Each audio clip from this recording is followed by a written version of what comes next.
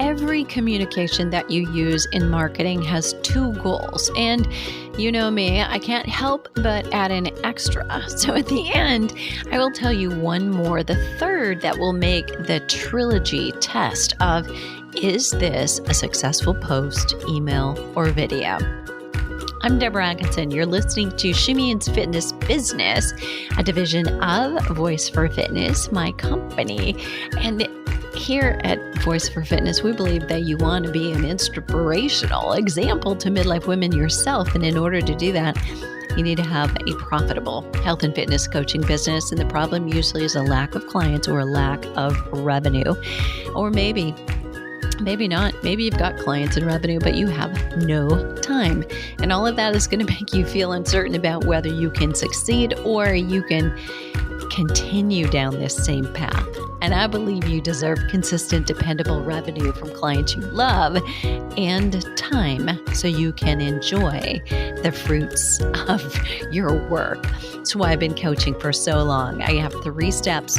You can book a call with me, and here's what we do. We get you more clients. Number 1, it's the first priority.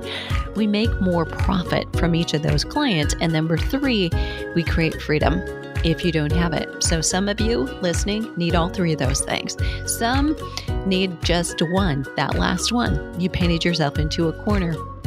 You can book a call with me, but meanwhile, I want you to get the Health and Fitness Professionals Business Scorecard I created so you can identify right away, where do you need to focus? Where are your gaps? You can stop feeling like your dream of being a successful coach or trainer, or combination of 2, slips away while you watch other less qualified people get more clients and earn more money. And instead, you can start gaining at least $5,000 a month easily and add that to your bottom line. Let's dive into this. Communication is something we have to do all the time. Obviously, every time you open up your mouth, whether you're doing a live, you're talking to somebody at the grocery store, it happens to be about business, you make a post or you send an email, it's communication that really matters. And every communication that you use in marketing really, I believe, has 2 goals. And I'm going to give them to you, and I'll give you that third, that little extra bonus lagniappe at the end. Here are the 2. Number 1, establish clear authority. I mean, obviously, you want everybody to think and believe and to feel you're it. Like, you're my source. You're my resource. If I'm going to come and ask a question, I'm going to ask it of you. Right now, actually, just before I hopped on, I'm kind of uploading a video from a masterclass I did earlier, and I was scrolling a little bit, as we do, don't we, through my Instagram, and I hit on a couple of DMs, and somebody said, hey, you know, I really respect you. I listen to your podcast, and I want to know your feelings on this. I keep starting and getting hurt. You know, asking that kind of question clearly with her somehow, I have established clear authority, right? And that is really what you want. The more questions you start getting in your DMs coming through your contact form on your website, you know, if people are asking you, you have established yourself as someone on their radar in their world that they believe can give them the answers. So well done. But I'll talk about how you can do that easily. And the second thing is create rapport. So we've got to not just put ourselves on a pedestal as that credible, authoritative expert, but we also have to create rapport with this person that makes them say, I get you, I see you, I hear you. How do you do that? In this episode, I'm going to provide you with examples of good and bad, hits and misses, and of these in action. It's so easy if you're consciously doing this. Little phrases that you say, words that you do or you don't, will either alienate you or make you go to the top of your prospect's inbox. And I know, I can tell you that, you know, I really look at internal and external customers is how I've always referred to it. And for 25 years now, you know, I looked at the trainers who worked for me or the group fitness instructors prior to that who worked for me or the undergrads who were assistants, who worked for us in the labs in grad school. I looked at them as internal customers, right? So not our external customers who we're trying to sell to, but people still we had to take care of. We were still trying to sell something, right? And so those customers, I can probably say I could have done a better job with them. Looking back, hindsight is always so much better, right? And I know that in part, I did not do some of these things. So I believe I had clear authority, but I didn't create the rapport as well with our internal customers, our people who are working for us. But regardless of whether you have just external right now, you're selling to people, or you have internal customers, it's important that you do both. So you want to establish clear authority in every communication. Let's start there. So, yes, you want to state your credentials without stating your credentials. I know that sounded like a meme, right? Tell me you're from Iowa without telling me you're from Iowa, right? But that is exactly what we're going to do. I'll give you some examples, and you want to tell them what you do and how you deliver service without actually listing it or saying it. Like, you don't want to, be on stage or be in a podcast and say, well, I deliver, private, and I do group training, and I do this and I do that. You don't necessarily want to haul that off like in a list that you would read when you were at the grocery store. That's not really the best way to relay it. But imagine this instead. Say you're on stage, or you are delivering a podcast. You're being interviewed potentially. And you say something like, one of my private clients, Jennifer, lost 100 pounds in her mid 60s. And when I worked with Jennifer, ... Okay. Or you say, in our best-selling group strength program, the data over 7 years has shown ... Again, you're telling a story, and at the same time, you're telling somebody that you coach private clients. You begin to share statistics, and you've also shared that you do group strength training, right? So it's just woven right into a statement and to a story, potentially, because stories are best. But every once in a while, we also have to punctuate with information like statistics, right? That is so very important. That is so important. And listen to these, okay? When I was teaching at the university, or when I was preparing my TEDx talk, right? So I'm just kind of planting the seed, and that little phrase might come right before what we discovered about the number of students who actually go on to get certified and stay in the business. Or I might have finished when I was preparing for my TEDx talk. What I discovered in doing the research was right? So I'm sharing something that is going to come to a point, but that little line when I was preparing my TEDx talk, like when I stumbled across this research, it was here, and that I didn't even know this was going to become a major part of my business, right? So these little things. Here's another one that may create rapport, and that is for me. So when did I discover? When did it really come to my attention that there was only 39% of all sports medicine and exercise science research features females, and that if we look across the board of how much of that caters to women in any hormonal phase that they're in, it's probably less than 10%. That didn't come to my radar, but until I had quit my job, I was like in lockdown, like in a mild panic attack, no job, bills coming soon for college tuition for my son, didn't have a way for sure that I was going to start making money to pay those bills. So now what I've done is created rapport with the audience about, I know stress. Like it hasn't always just been, oh, I work out every day and that's what I do for a living. And so I'm going to tell you to how to do it when you only have 30 minutes a day, which is kind of the perception of people, right? They don't think we understand them. They don't think we've ever had stress.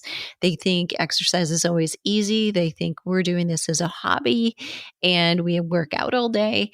And, if some of that is true, you better paint a picture that gets closer to your audience so that you can create rapport with them. Like, I'm like you. I know I've been in your shoes. So find ways to weave your credentials and the way that you work with client into your talks. Super important. All right, number 2. So we're moving fast here, but these are things that I can give you these examples of me. But what you have to do is sit down and say, what can I share? And listen, if you've never worked at a university, you've never done a TEDx talk, you don't yet have a best-selling group program, you have done something.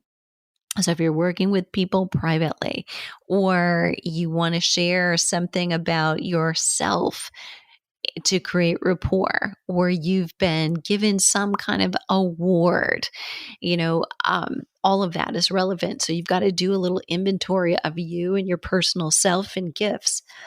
Let's go on to step 2. Create rapport in every communication.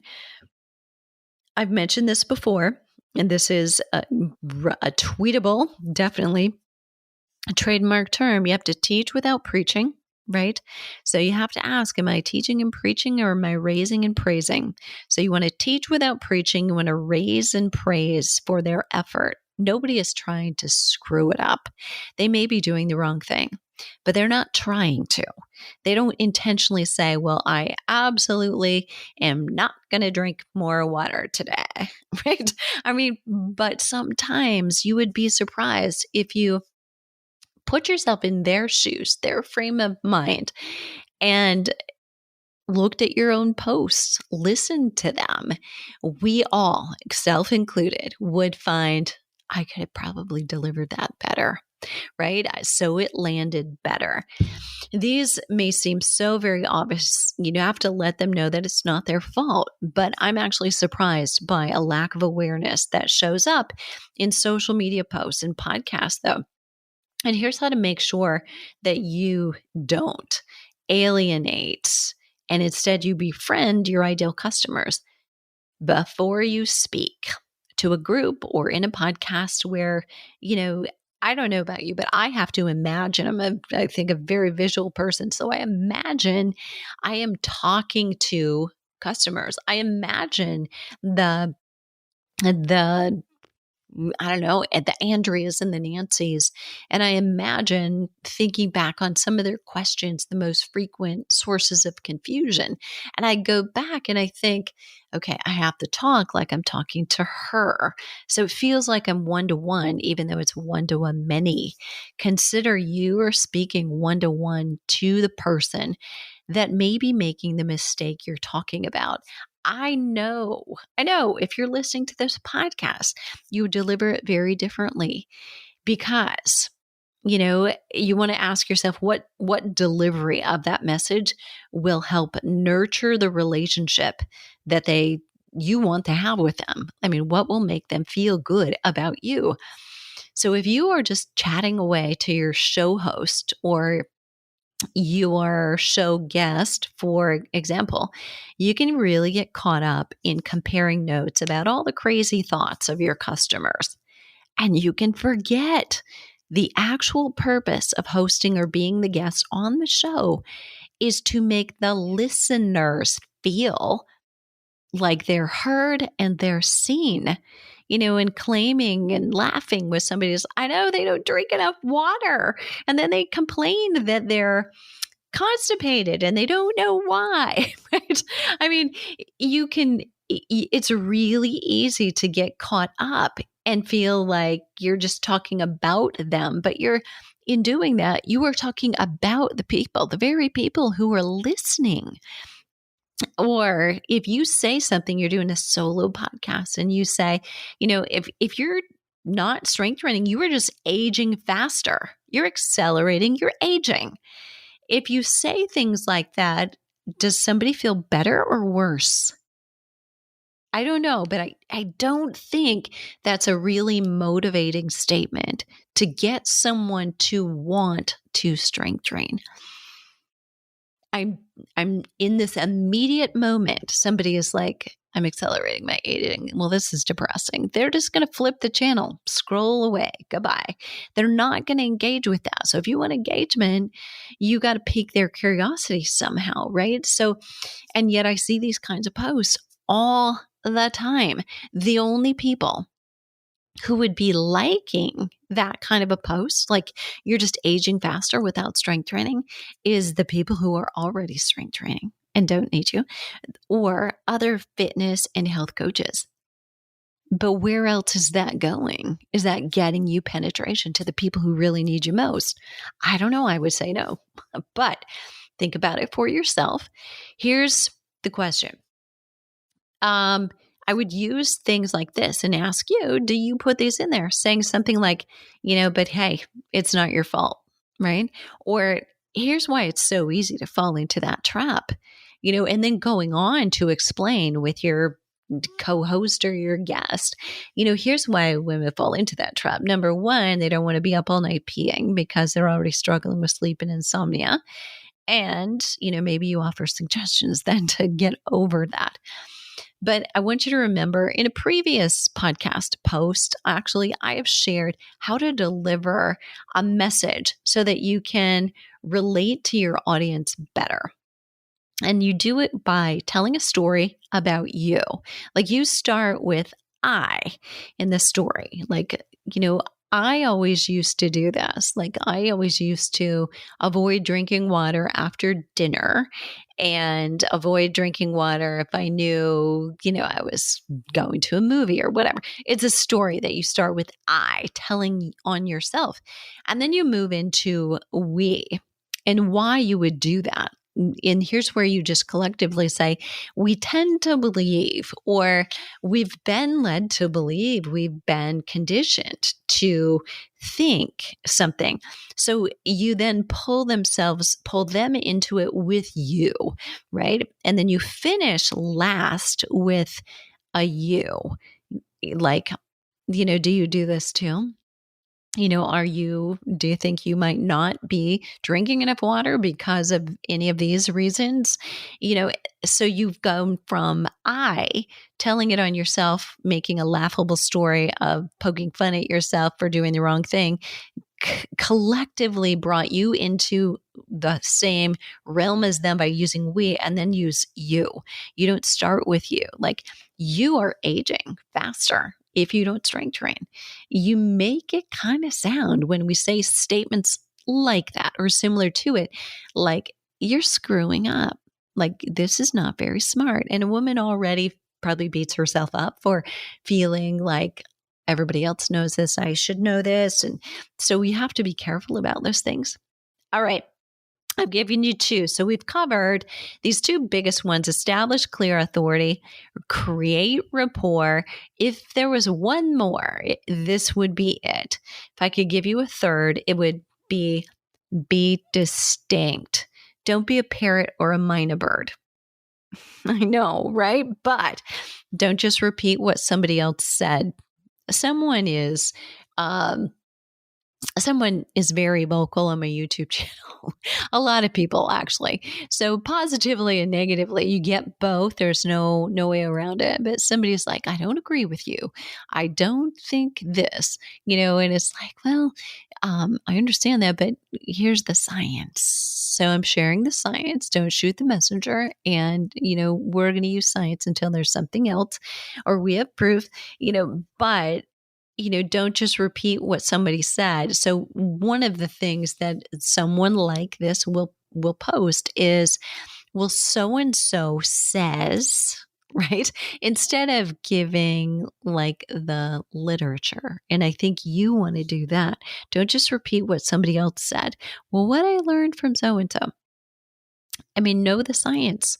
That's why in the Flipping 50 Menopause Specialist, we give the science. We tell you where it is, where to find it, where to use it, because science is your best marketing tool.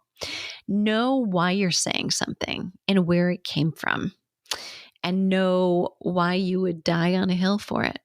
Right. So, I am going to, go up a stream about the fact that dairy doesn't agree with the majority of women in midlife anymore. It's why I discontinued carrying whey protein. And, we found like maybe 10% of our audience was able to handle it and the rest were getting bloated. And so, I don't even use it anymore. But you have to go out on a limb. So a lot of people I'm looking at, work with midlife women, and they're sharing recipes for things made with dairy. And that is, knowing food sensitivities are rampant, and a lot of women do not tolerate dairy, and it's making them bloated. It's making them inflamed. It is causing leaky gut, which means they can't absorb things. A lot of people, ironically, are eating dairy because they believe it's higher in protein, and it is. Then a lot of substitutes for it and for the calcium.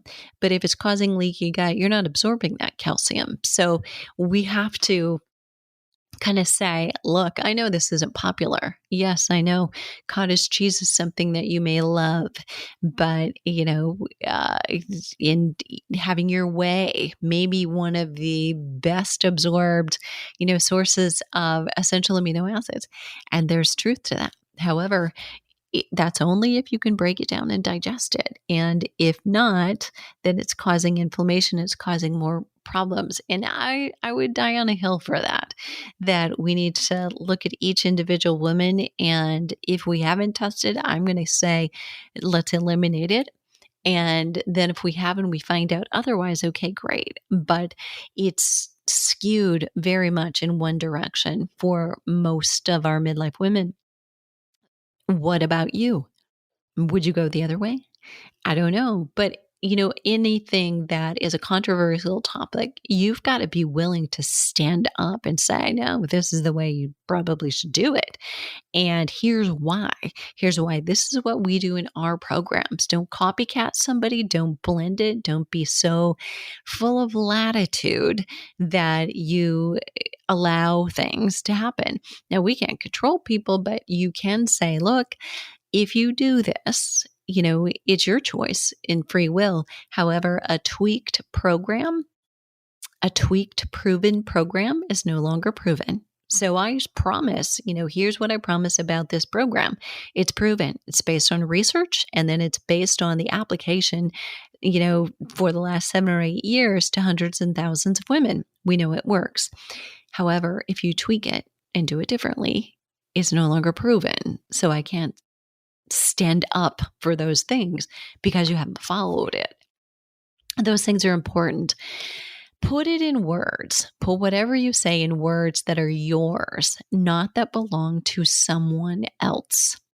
So this is important. And I'm not talking about, a logo or a tagline, but I'm talking about literally what are you saying? If you borrow words from somebody else and you know it, credit them. If you're creating words that are yours, that relate to your clients best, you're going to attract more of your ideal people. It's in your best interest and your customer's best interest just to be you. Okay, there you have it. 2 and then a bonus. So the 2 goals of every communication you make from here on out: establish clear authority. Did you do that? Create rapport. You could go right back to your Instagram timeline right now and look, in this post, did I create authority? Maybe it wasn't in the video because maybe it was meant to be humorous, get attention, pique curiosity, and then get to the read. In the reading that they did you create credibility and authority? Or number 2, create rapport. And ideally, you don't choose between these. You want to do both. We want it all the time. This is true. And last one was make it yours. Really make it yours. Put your thumbprint on it. What's unique about you? So that helps you be so very distinct. All right. I hope this was helpful. Look, we're in getting there anyway to midsummer, and if you're thinking midsummer sales or you're just gearing up during the slightly slower time for some, not for everybody, for how you'll be better and stronger in the fall, this is one way to do it. Start looking at, can you create a checklist that you see every time you're about to create a new post or a new email, a new podcast? Where's the authority in this podcast coming from? Where's the rapport that I'm creating coming from? I don't know about you, but most of my podcasts are almost like a script. So I write blog posts first, and then I decide, is this best as just a blog post or is this a good podcast episode? And when you do that, you can have the little notes there and you can actually write it in so that you don't leave it to chance. When you're on stage, hopefully you have rehearsed and practiced your speech long enough and enough times so that you are able to say it and remember it based on a flow. But these things are really so important. So I hope you do that, and I hope it enhances all of the communications that you've got. If you have questions, here's a place to get them: fitnessmarketingmastery.com/every communication. And what are you waiting for? The world needs you now more than ever.